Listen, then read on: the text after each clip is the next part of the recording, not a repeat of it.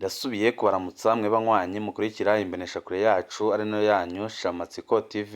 Ni imboneshakure imwe rudende dushikiriza inkuru n'ibiganiro utaronka ahandi. Uyu ni umwanya w'amakuru agezweko ari kuvugwa ngaha mu gihugu c'u Burundi, aho ino mboneshakure yacu ari nayo yanyu Shamatsiko TV bategurira amakuru atandukanye aba ari kuvugwa mu bisata bitandukanye, aho twibanda cane cane ku makuru aba ari kuvugwa ku gateka kazina muntu, aba ari kuvugwa mu butungane, aba ari kuvugwa mu cibano, aba ari kuvugwa ku mbuga ngurukana bumenyi ndetse n'andi yose mutamenye mwaranyejejwe turatohoza amaze tukabashikiriza ido n'ido. Twabateguriye amakuru menshi atandukanye ariko aravugwa ngaha mu gihugu c'u Burundi, niyo tugira ngo tubashikirize mu ido n'ido ry'aya makuru. Wifuza kuzajya bo mu mbere bashikirwa n'inkuru n'ibiganiro bene nk'ibi, ico usabwe nta kindi, niba utaravyonda kuri sabone vyondaho kugira ngo uko dushizeho amakuru n'ibiganiro bene nk'ibi ujye uba uwa mbere mu gushikirwa nabyo. Tudatevye rero amakuru yacu tatangurire mu ntara ya Gitega, aho Bwimba apfungiwe iruhande ya General Giyome Bunyoni yahoze ari umushikiranganji wa mbere afashwe nabi cane muri ino minsi. Bwimba apfungiwe ukwiwe mu gace karimwo ivyumba bibiri, apfungiwe uwahoze ari umushikiranganji wa mbere Giyome Bunyoni. Uwo mugwizatunga ava mu gihugu ca Kongo asanzwe afise ishirahamwe rikorera mu buhinga bwa none, apfungiwe mwibohero rikuru rya Gitega kuva kuwa gatanu ku muhingamo, aho nyene apfungiwe hamwe na General Giyome Bunyoni wahoze ari umushikiranganji wa mbere w'igihugu c'u Burundi. Amakuru ava mu butungane avuga ko Bwimba akurikiranwa ku busuma buciye mu buhinga bwa none. Uwo asanzwe ari umuyobozi w'ikigo asiste gukorera mu buhinga bwa none yahagaritswe ku mutahe w'umushirizamanza mukuru wa Kizigenza wa Repubulika y'u Burundi. Igipfungu gikomeye cane. Amakuru ava mu begereye iyo dosiye avuga ko yahagaritswe inyuma y'urugendo umukuru w'igihugu n'umushikiranganji wa mbere bagize mu kigo gitoza amakori n'amatagisi Obare, kwari kugira ngo barabe aho gushira ubuhinga bwa none muri ico gisata bigeze. Igihe yahashika hari bamwe bakoranye n'abafundi bamwe kugira ngo bahangike ibikorwa byose, gutyo bereke umukuru ko iryo shirahamwe ryakoze nabi iryo byasabwe gukora. Niko nyene amasoko yacu avuga. Amakuru dufise avuga ko bamwe mu bategetsi n'abagwizatunga bo mu gihugu bipfuza ko uwo mukongomani aronka iyo soko. Ni isoko ishobora gutuma bamwe mu bategetsi bahomba imiliyaridi zirenga 32 bagabuye hagati yabo. Iyo soko kandi iraniganirwa n'ibihangange muri CNDD-FDD bishaka kuyihabwa nk'uko amakuru dufise abivuga. Apfunzwe nabi cane kandi biboneka ko harimwo akarenganyo gakomeye cane, nk'uko nyine abari mu iryo bohero batubwiye kandi bakatubwira ko ariko arabaho nabi cane muri no minsi. Bwimba apfungiwe mu ibohero rikuru rya Gitega kumwe Giyome Bunyoni yahoze ari umushikiranganji wa mbere yahaje muri mukakaro avanywe mu ibohero rikuru rya Ngozi uburaruko bw'u Burundi, aho yari yagiye muri Rusama. Aguma acunzwe n'abapolisi nk'uko tubibwirwa n'abahaye amakuru ikinyamakuru cyacu, bakavuga nyine ko aguma acunzwe nk'abapolisi nk'umuntu akomeye cane kandi yaba yarakoze ibyaha bikomeye cane. Gushika ubu ubutungane bw'u Burundi ntiburavuga neza ibyaha yagirizwa.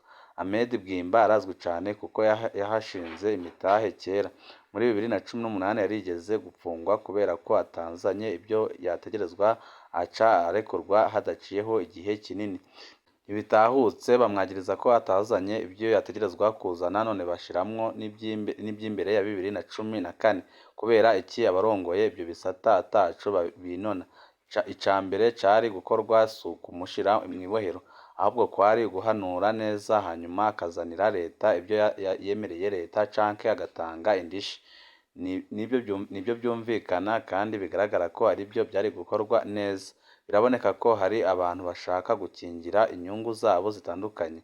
Ubutungane butegerezwa kuhagabira muri iyo dosiye kugira ngo bwerekane ubwigenge bwabwo. Bivugwa n'umwe mu baharanira agateka kazina muntu atashimye kwivuga izina, ariko akavuga ko ibintu biriko birakorwa ngaha mu gihugu c'u Burundi ari ibintu biteye isoni kandi bibabaje cane, kuko ubutungane ntago bwigenga. Uwo mugabo adashobora kwitekera ibyo kurya kandi asanganywe amagara make, ategerezwa gufungura iby'abandi banyororo canke akitekera kandi asanganywe amagara mabi cane. Baramwankiye ko akotesha uwuteka. umubanyi wiwe Bunyoni asanganywe umukozi ahemba ibihumbi 150 ku kwezi. Bikavugwa n'abaduhaye amakuru bari mu ibohero bavuga ko nyine Ahmed Bwimba bamwangiye ko yakotesha umuntu umutekera kandi bizwi neza ko asanganywe ubugwayi bukomeye cyane. Bakabandanya bavuga ko kuri uyu wa Mungu yari apfuye n'inzara iyo batarekura ko bamugurira ibifungurwa ku ihoteli iri mu gisagara ca Gitega. Apfunzwe mu buryo bubabaje, wamengo niwe mwanzi wa mbere w'igihugu nk'uko nyine abari muri iryo bohero babivuga ko apfunzwe ku buryo bubi cane. Mu Burundi abapfungwa bafise uburyo canke bagwaye barashoboye kwitekerereza ibifungurwa bikozwe n'abandi banyororo bahemba, gutyo bagafungura uko babishatse kandi bijyanye nyine n'uburwayi bafise. Ariko nyine ikibabaje ni uko Ahmed Bwimba we atemerewe gushaka umutekera kuko nyine byarananiranye ko yashaka umutekera kuko baramwangiye, bakavuga ko ata mpamvu yo kugira ngo ategerwe kandi ata kibazo kindi afise. Amakuru yacu tabandanirize muri komini ya Giharo aho umunywanyi wa seneri apfunzwe ku karenganyo gakomeye cyane. Umunywanyi wa seneri apfunzwe nyuma yo gushwanira mu bunywero. Jonathan Sinzumunsi yarahagaritswe inyuma y'ijoro ry'umunezero mu bunywero byakurikiwe no gutana mu mitwe hagati yiwe na Ernest Niyonizeye nyine nyir'ubwo bunywero. Ariko mwene ubunywero asanzwe ari umukuru w'imbonerakure muri zone Giharo mu ntara ya Rutana, ubumanuko bushira ubuseruko bw'u Burundi. Umuryango w'uwo atavuga rumwe n'umugambwe ku butegetsi usaba ko yorekurwa byihuse kuko biboneka ko yafunzwe ku karenganyo gakomeye cyane kandi akaba afunzwe atamategeko yubahirijwe. Kuko abanyagihugu bo muri zone Giharo Jonathan Sinzumunsi na Elise Niyongabo azwi ku izina rya Cege bagiye gusangira urukanwa n'abafasha babo kuri uyu wa gatanu ku mugoroba. Ico kirabo ni ica Ernest Niyonizigiye arongoye imbonerakure abanywanyi b'umuhari w'urwaruka rw'umugambwe CNDD muri zone Giharo. Ubwayo masoko nyine icupa riri gusa ry'ibyeri ryaratembye rirameneka. Ernest Niyonizigiye yaciye aboneraho ubwo nyine gutangura imvururu no gushwana bikomeye cyane. Jonathan na Elise barasabye ko boriha iryo cupa ritagiramwo na kimwe, ariko Ernest Niyonizigiye n'umukozi we baciye bakandamiza abo bakiriya babiri. Baranagerageje kugomba kuzana irindi cupa rigaragara gusubirira iryo ryamenetse, ariko biba iby'ubusa. Niko ubibonye abyigana kandi akavuga ko ari akarenganyo gakomeye cyane kakozwe. Jonathan Sinzumunsi na Elise Niyongabo bose ni abanywanyi b'umugambwe utavuga rumwe n'ubutegetsi seneri. Mwene ubunywero yaciye rero atwara Jonathan Sinzumunsi kuri komisariya y'igipolisi ca komine Giharo. Ubw'isoko mu gipolisi Sinzumunsi gushika ubu apfungiwe mu gasho k'igipolisi ca komine Giharo. Elise Niyongabo nawe nyine ariko araronderwa n'imbonerakure ku buryo bukomeye cyane, kuko abanyagihugu muri iyo zone nyine bagaragaza umubabaro bakavuga ko utavuga urumwe n'ubutegetsi bwa CNDD aba ari umwanzi ukomeye cyane, imbonerakure zimuhiga ku buryo bukomeye cyane. Umuryango wa Jonathan Sinzumunsi usaba ko yotuzurirwa agataha, mu gihe igipolisi kivuga ko camupfunze ku mvo z'amatohoza kugira ngo barabe impamvu yateye imishamirano muri urwo bunywero. Amakuru yacu nyine tuyabandanirize kuri ano makuru nanone amaze iminsi avugwa ku incungu ya demokarasi Melchior Ndadaye, aho bamwe n'abandi basaba ibintu bitandukanye kugira ngo iyo ncungu ya demokarasi Melchior Ndadaye ibyo yifuje canke se yasabye leta ndetse n'abarongoye igihugu c'u Burundi ko babyubahiriza kugira ngo demokarasi yubahirizwe ngaha mu gihugu c'u Burundi. Icifuzo c'umukuru w'igihugu Ndadaye co gushiraho demokarasi kiracari indoto ngaha mu gihugu c'u Burundi, kuko biboneka ko ngaha mu gihugu c'u Burundi ata demokarasi ihari kubera ukuntu abarundi bataronka umwidegembyo, kandi ko ushikirije ibyumviro byiwe ahita afatwa agapfungwa nk'uko nyine bimaze igihe kitari gito bigenda mu ntwaro ya CNDD-FDD. Kwa 21 Gitugudu haributswe ku nshuro ya 30 igandagurwa rya Melchior Ndadaye, umukuru w'igihugu wa mbere w'u Burundi yari yatowe n'abanyagihugu.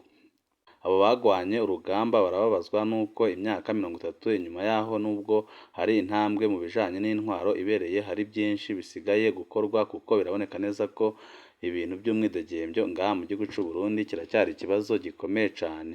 Mu kiganiro n'abamenyeshamakuru catunganijwe n'umugambwe wiwe Frodebo, indongozi zawo zamenyesheje ko leta itegerezwa kwama itanga uburenganzira bwo gushikiriza ivyumviro ikirinda ikumirana rifatiye kuri politike mu ntumbero yo kugumana akaranga ka demokarasi nk'uko nyine bigomba kugenda. Ni ikintu gikomeye kw'iragi ryandadaye, ni urukundo yakunda igihugu.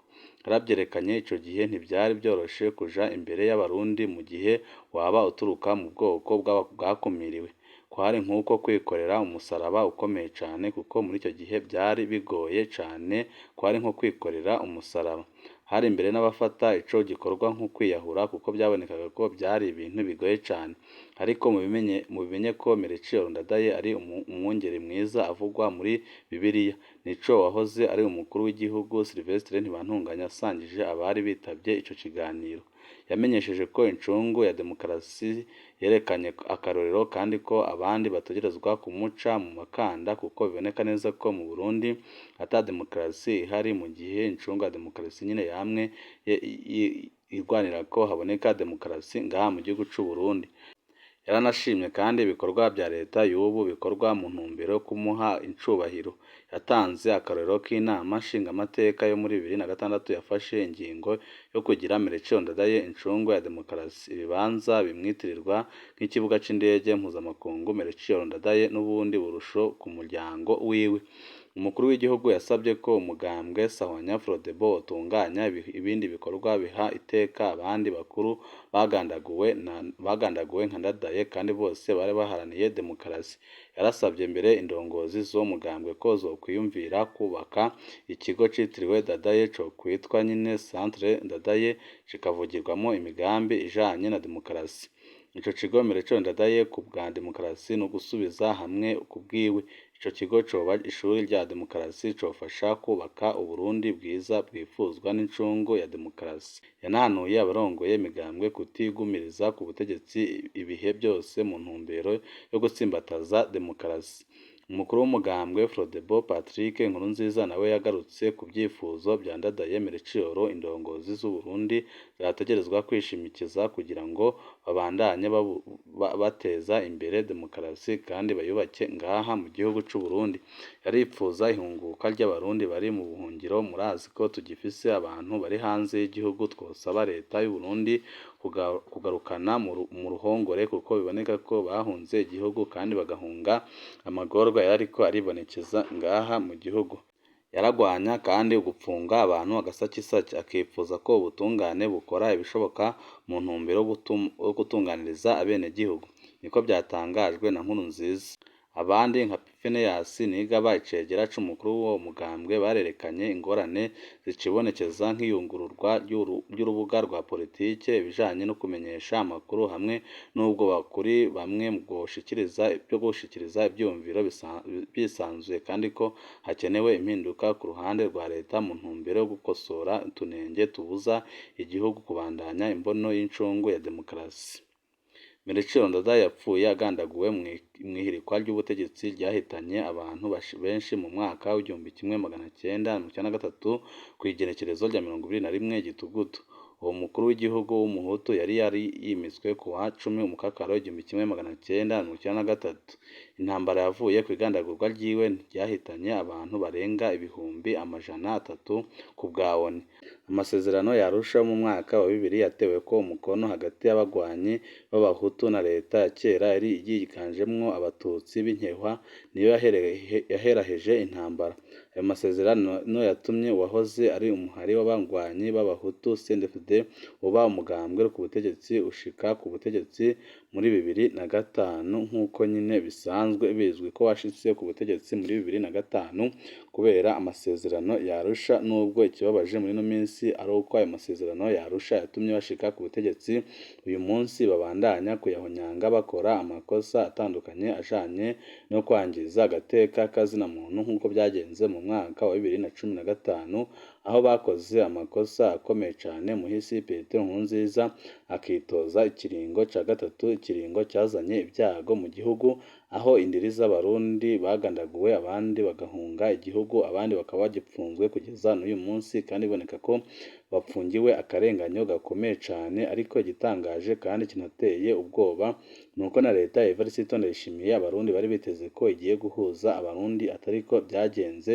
kuko kuva Perezida Evariste Ndayishimiye yashika ku butegetsi imyaka igiye kurenga 3 n'igice ariko nta kintu na kimwe arakora ku bijanye no kugarukana abo bahunze igihugu mu mwaka wa 2015 bahunze amagume yari mu gihugu ndetse n'abapfungiwe ubusa biboneka ko bazize akarenganyo gakomeye cyane kubera intwaro y'agahotoro ya CNDD-FDD.